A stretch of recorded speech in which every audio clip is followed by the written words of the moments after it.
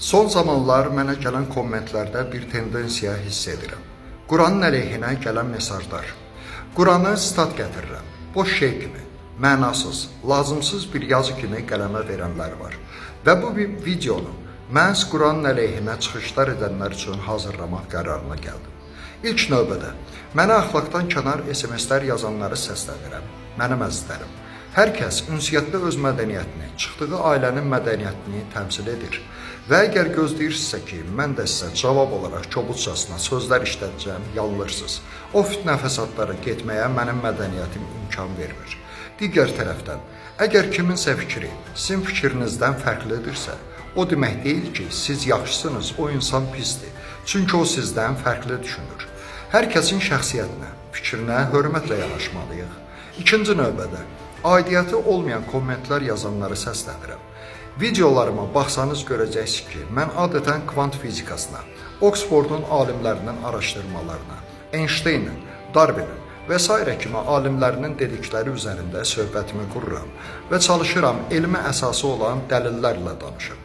Səhvsiz insan olmur və mən də istisna deyiləm. Əgər fikrimin səhv olduğunu güman edirsinizsə, problem yoxdur. Mənim gətirdiyim elmi dəlillərə elmi tərəfdən cavab verə bilirsinizsə, buyurun. Yoxsa ki, mən düşünürəm, sən səhv deyirsən, amma nə üçün səhv olduğunu izah edə bilmirəmsə, bu gülüncdən başqa bir şey deyil.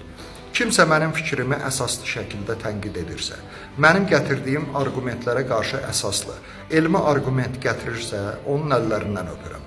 Qaldı ki, mövzumuza, Quranın əleyhinə olan insanlara aşağıdakı kateqoriyalara bölmək olar. 1. Saxta hədislərin və dırnaqarası mollaların fanatçasına iman gətirən dindarların fikrinə uyan insanlar. Bəzi Qurana zidd edən hədislər və rəvayətlər, fanatçasına dinə yanaşan şəxslərin dedikləri, normal məntiqə sahib olan insanlarda elə bir ab-hava, elə bir stereotip yaradır ki, İslam boş şeydir və müqəddəs Quran kitabı da o hədislərin, o fanatik düşüncələrinin badına gedir. Saxta hədisləri və dırnaqarası möminlərin sözlərini dinlədikcə bəzən elə düşüncə formalaşır ki, İslam da, Allahın bizdən Quranda istədikləri də elə bundan ibarətdir. Ona görə Quranı düzgün öyrənməyinizi, düzgün dərk etməyinizi tövsiyə edərdim. İslama hədislər və rəvayətlər prizmasından yox, məhz Quran prizmasından yanaşmaq lazımdır. Cəmiyyətdə bir stereotip də var ki, güya Quranı dərk etmək üçün mütləq ərəb dilini bilmək lazımdır.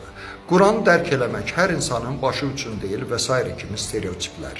Bütün bu fikirlər yanlışdır, cəfəngiyatdır və birbaşa Allahın özünə də, onun göndərdiyi müqəddəs yazılara da şərdir, böhtandır. Çünki Allah özü Quranda buyurur ki, mən Quranı, diqqət, bütün bəşəriyyət üçün göndərmişəm. Demir ki, yalnız ərəb dilli xalqlar üçün. Bütün bəşəriyyət dedikdə cəmiyyətin bütün kateqoriyaları nəzərdə tutulur. Təkcə elmin arxasınca gedənlərə şamil olunmur. Bu isə o deməkdir ki, Quran peşəsindən, mövqeyindən asılı olmadan istənilən insanın dərk edə biləsi tərzdə göndərilib. Ona görə də İslamı Quran nöqteyi nəzərindən öyrənin. Hədislər və rəvayətlər tərəfindən yox. Quran özünü isə dərk etmək üçün 21-ci əsrdir. Kitabxanalarda yatıb qalmağa, hansısa alimin yanına getmək üçün uzaq məsafə qət etmək lazım deyil. İnternetdə kifayət qədər layiqli, elmi əsası olan təfsirlər və tərcümələr var. Özünü hansısa təriqətə və sektaya şamil etməyən insanların tərcümələri.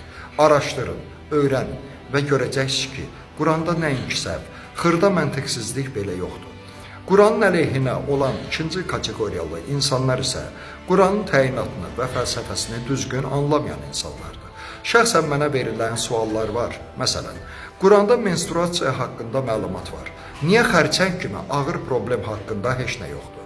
Və yaxud, Quran belə mükəmməldirsə, nə üçün onda Antarktida qitəsi haqqında heç bir məlumat yoxdur və s. və s. Mənim əzizlərim, Quran təbabət və ya coğrafiya dərslik kitabı deyil. Quranda elmi məqamlar var, amma Quran elm kitabı da deyil. Onun təyinatı və fəlsəfəsi ruhaniliyimizin və şuuraltımızın inkişafına hesablanıb. Biz deyəndə ki, Quranla elm yanaşı getməlidir. Bunu ona görə deyirik ki, insan təkcə şuurdan və məntiqdən ibarət deyil. Elm bizim şuurumuzu və məntiqimizi, İslam isə şuuraltımızı və ruhaniliyimizi kamilləşdirir. Və kimsə deyəndə ki, Quran boş şeydir. Ona görə ki, onda filan elmi tərəflər nəzərə alınmayıb. Bu bilirsiniz nəyə bənzəyir? Sanki mən futbola zarkeşiyəm və riyaziyyat kitabımı əlimə alıb deyirəm. Yox, riyaziyyat boş şeydir. Çünki orada qapçı topu necə tutmalıdır haqqında heç bir məlumat yoxdur. Gülünc səslənir, elə deyilmi? Axı riyaziyyatın təyinatı və fəlsəfəsi tam başqadır. Quran da belə. Quranda tibbi məqamlar var. Çünki o məqamlar bizim gündəlik məişətdə başımıza gələn problemlərdir.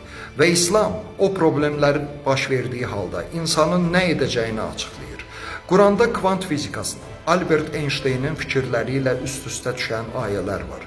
Və o ayələr ona görə var ki, orada Allah kim olduğunu, necə olduğunu açıqlayır. İnsanın öldükdən sonra başına nə gələcəyini izah edir. Amma Quran elm dərsliyi deyil və ona təyinatı və fəlsəfəsi üzrə yanaşmaq lazımdır. Ümumiyyətlə, Quranda məntiqsizlik axtarmaq özü bir məntiqsizlikdir. Niyə?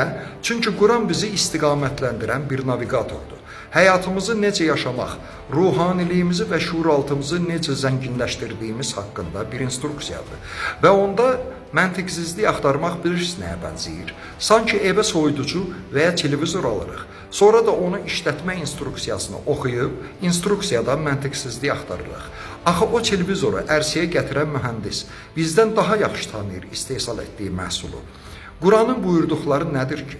Valideynlərə ehtiramla yanaşmaq. Burada mı məntiqsizlik var? Yoxsa ki, tərəziyə barmaq etməmək, bu mu məntiqsizlik? Burada məntiqsiz nə ola bilər axı? Quran bizi əxlaqa çağırırsa, namusa çağırırsa, rəhmə çağırırsa və biz Quranın əleyhinə işsə, deməli biz əxlaqın, rəhmin, namusun əleyhinə olmuşuq.